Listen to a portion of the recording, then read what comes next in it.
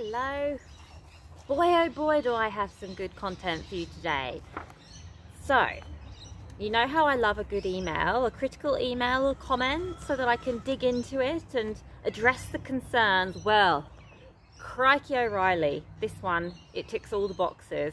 So I've actually printed out this gorgeous email from my email account there, and it's from Dr. Mark Glickman. Well, a doctor. Woo. We're going up in the world, people. Okay, so I'm going to read this message, and it will highlight some issues that we can talk about and some different points of discussion about the hen haven and the hen rescue. So I shall read it, and we will go through the points. Hopefully some of the girls will come and see us too. They're all in front of me right now. They're all like, so hopefully they'll come up and see us and hang out with us. Otherwise I'll show you them at the end. It says, "Dear Hen Rescue, I saw your advertisement on Facebook." And it says, "Is this your link?" Indeed, it is the correct link. "This is a very big fundraising target. This much money can buy a house or land in rural Australia. Many charities are renting. You need to ask for a smaller goal because it does not look like you're homeless and you cannot care less about hens. There could be land for just $20,000 in a remote area. The hens can live in a caravan. Most real estate websites would not promote such cheap land well. You might need to ask people." So, some really good points from Dr. Mark there. Firstly, you're right, Mark, it is a really big fundraising target. 150,000 not US dollars, Australian dollars. It's big. That's what a deposit is, unfortunately. So I don't know. I mean, it would be great if Mark's just solved our problems and we can grab somewhere for $20,000. That would be amazing. However, as stated on our fundraiser page, we need to be able to commute to Sydney. So my husband David works in Sydney. He's the one who supports us whilst I do the hen rescue. I have taken on reception temp jobs throughout my adult life to make money. At the moment I'm not working. The animals take up all my time, and he's supporting us. So to be able to get to Sydney is really essential. Of course now with COVID he's working from home, but he needs to be able to get there. So whilst we are looking further away, an hour and a half away, around Lake Macquarie and those kind of areas, the places he's talking about, which are far out in the countryside, are not going to work. Not only that, but those places are also often in the desert. They're often nowhere near battery farms where we can rescue hens from, and they're nowhere near places where people can easily adopt. They're also not places that volunteers can access or visit. So there's a lot of reasons. Yes, we're going to be looking for a modest, very modest house with some land. But as for putting the hens in a caravan, look, a caravan might be incorporated as one of the coops. But we have many different areas here. You know that. We've got these different friendship groups, these different kinds of animals. So I think I've covered in previous videos, we need different enclosures. And that will come with, financially, the 150,000 is not going to cover that. It's just for the deposit. The mortgage itself will be covered by us. And the enclosures, we're going to be applying for some grants and things like that. So those things we'll be worrying about later on, like as we get nearer to the goal. So yeah, so that's the first bit. Next, some charities own an office. They then sell the office and move overseas, thus giving up their donors. I don't know what that means. I'm just going to leave that one. Have you asked www.warook.com.au or a similar farm if they can take your hens? So one thing I wanted to make really clear from the very beginning, and it's in my video that I'm pretty embarrassed by it now because I'm seeing it all the time. Like, it's the main chuffed video, and I was pretty pleased with it. But you know when you've seen yourself loads of times, I'm like, oh my god, my face is not good to look at. So anyway, I'm looking forward to when that comes down. But I've made it really clear the animals are staying with us no matter what. They are our family. If the hen rescue is shut down, every animal here will remain under our care. Yes, it will be really hard because the thing what we'll have to do is, if we can't get the deposit together, we still need a permanent property for our current animal family. that will mean me working full-time, which will be, well, first it'll have to be part-time with the animals that we have here around their needs, which will be really hard to do, especially in the summer when there's smoke or it's like this constant job cooling everyone down. Oh look, Dylan's going to be the first animal who shows up in our video. Here he is, our beautiful Dylan. And who have we got? We've got Kaiho. Isn't she so gorgeous? A beautiful girl and boy. So, first animals of the day. Everyone else is still hanging over the other side of the garden. So we'll see how that goes. Anyway, do you know what I would never in a million years do? Like, ever. Give our animals to a farm. These animals are rescued from farms. They're rescued from abuse. Even a lovely looking idyllic farm still sends animals to slaughter. And when I looked up Waruk, not only is it in Melbourne, a good 10 hours away from us, it's actually a tourist attraction. It's not an animal rescue. It's more like a zoo with a working farm area where they shear sheep and everything. And we all know wool sheep go to slaughter when the wool quality like gets worse. What a strange comment that was. Anyway, in a reply email to me, because I politely replied to all these comments, he said he thought we might have euthanized them like the RSPCA do. And it's true, the RSPCA do put down healthy animals. So perhaps that is, I thought I made it clear in the video, we would never ever do that. We'll always put in whatever work we can to give an animal a beautiful life. Let's move on to the next part of the email. Look, here's a nice pin. For cluck's sake, go vegan! You can buy them in our shop if you like. Okay, next point. Some people died on the streets in Australia.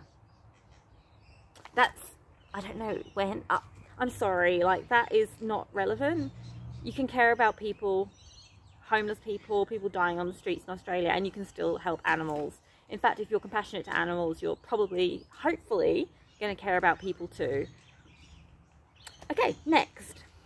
There was no website in Facebook. Makes me think you're scammers.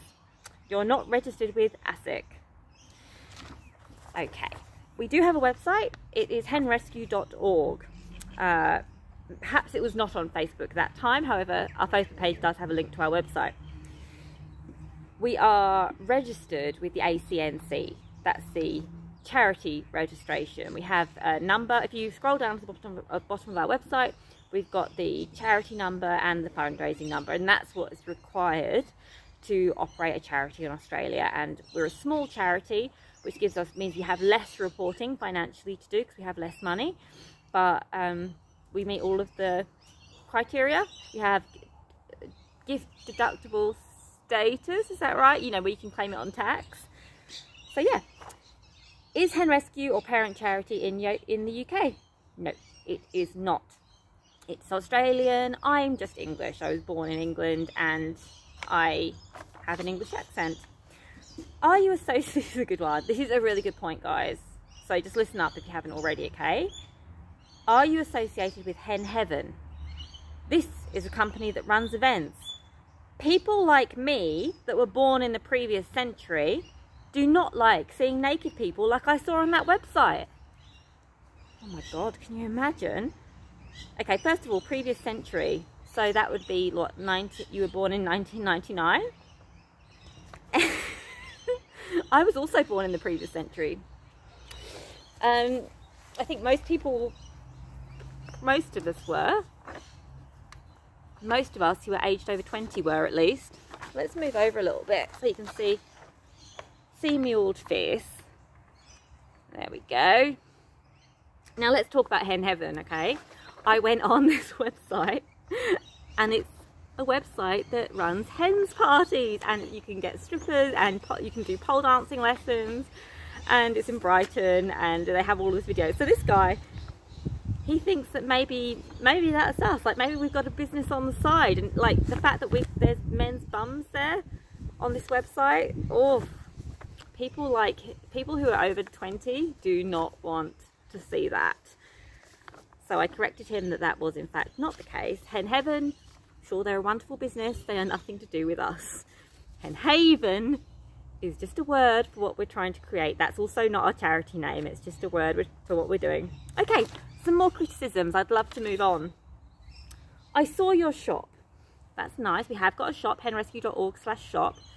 Your book is very fat. Sorry, just had to gather myself because of that cutting remark. All other products are very expensive. I will say the pin like this is $15 Australian. Okay, what else? The badges are too small.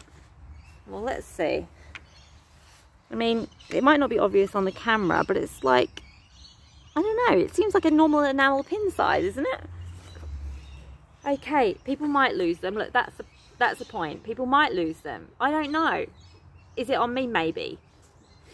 Can you sell something similar to this? And he links to a steel mug, which you can get a logo printed. Look, it's not a bad idea. Mugs are lovely things to sell. The only reason we go for things like this and like books is because the postage is the same from state to state. When you get to bigger parcels, you have to pay different postage and it gets confusing. Okay, you call yourself Hen Rescue. That's true. What about roosters? They are killed shortly after birth because they cannot lay eggs. That is true, Dr. Mark. They are killed. It's awful and hideous.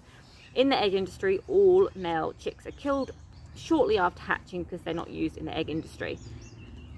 Have you considered the name Bird Rescue? So the reason we're called Hen Rescue is because we primarily rescue, rehabilitate and rehome ex-battery hens. When we started, they were the only animals that we rescued. Since then, when people know that you help some animals, they contact you about others, and if you care about animals and you want to help, you do your best to help them. So we're going to stay Hen Rescue for now. And have you considered the name? And you know, I've told you before, and maybe Mark didn't know this, so I have since told him in a polite way, we do care about the roosters, but due to renting, due to where we are, we can't have them. We have got our gorgeous Cody, but I think education programs are going to be really, really key. So then he signed off. So I replied to him and I answered each of his points, and he came back with a couple of other things. So he still was a bit annoyed that we're not registered, or at least he couldn't find our ABM. Well, our ABN is on our website. He said with the $150,000, he says you need to admit that this much money is for your office or premises on your website because it looks weird. Okay, no office. Let me be honest about that. We don't need an office. We don't have anyone who works for us. It's all volunteer run. I think I've been very honest about what it's for. Okay. He suggested that we could suggest people could use the hens for producing eggs. These animals are not to be used for producing. They're to be cared for and to be loved and to be welcomed into people's families. He looked at the Hen Heaven website. They're dressed like idiots. One man is naked, a few others are wearing dresses. Well, look, I don't think there's anything wrong with that. It's nothing to do with me. Okay, he still thinks there's something to do with that organisation. People also eat quail eggs. That's true. I think we mentioned in a recent video that we're hoping, not only do we have 2 quails, Fiona and Pepper, but we also hope to educate people about it, because not everybody knows that not only eggs, people eat quails.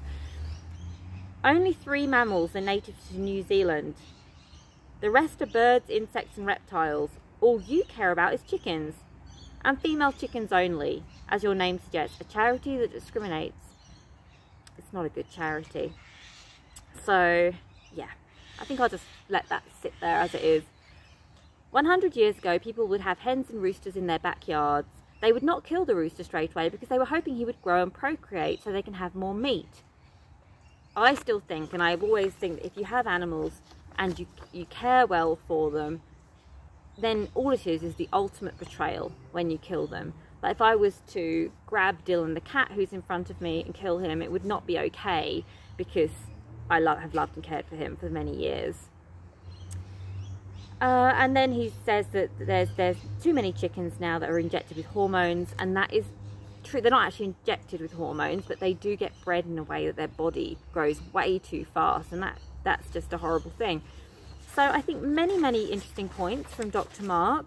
Mark, I appreciate you getting in touch, and I hope that you're having a good day and can perhaps spend some time on projects that you really care about. But for us, we know that we feel confident in our goals of the Hen Haven, and look, it's very unlikely at this stage that we are going to meet our target of 150,000 Australian dollars by the 20th of September. But our goal is to get that by the end of the year. So even after the Chuff campaign's done, I'm going to keep going. And if we can get it, I think we're around 50,000. If we can get to 75,000 soon, halfway, that will be an amazing progress. So I hope you enjoyed Dr. Mark's wisdom, and maybe I'll have more to share from our lovely Mark. Let's see if we can see anyone. So you've seen some animals, but everyone's kind of not with me right now. Dylan, who have we got? Oh yes, the ducks and Patsy's on the table. And then we've got the hens relaxing. It seems to be a very relaxing time of day at the moment. Everyone's chilling out. Anyway, I will look forward to seeing you tomorrow. Probably only, I think, 9 or so videos to go. And then I'll probably go to do weekly videos. So I will see you then.